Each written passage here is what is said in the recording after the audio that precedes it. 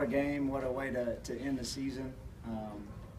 It's one thing to talk about, going out the right way, sending your seniors out, a momentum builder for your program, last game, all that kind of stuff. It's easy to talk about. It's tougher to go out and do, and it's tough to believe whenever you're down 17 points,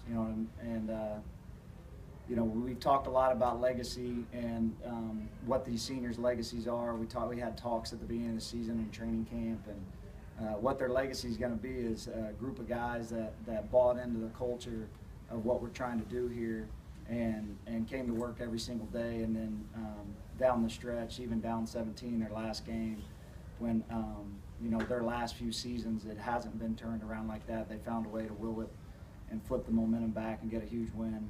I'm sure that we'll go back and watch, and there's a lot of big plays out there to talk about. I'm sure you guys will talk about them, but a great feeling of a group that stuck together, coaching staff that stuck together, believed in the plan, believed in the process. It's easy as a coaching staff. I'm 31 years old. To not, hey, this isn't working, let's do this or that. And we believe in what we're doing. It's well thought out and why we do it. We all got to get better and make changes and adjustments, and I think that we have throughout the season. We'll all learn from this season, but I'm proud of the way that we finished down the stretch here. Coach Hill, after the win today, what kind of spark does that give you going into the future? Well, it does a lot of things. Number one, you don't get an opportunity. I've never been in a locker room before. Come to think of it, that you get to win your last game. Unless you win a national championship, when I played, we're always in the playoffs. So your last locker room is a sad locker room. Coming off a loss unless you win it all, and we haven't won it all in a while.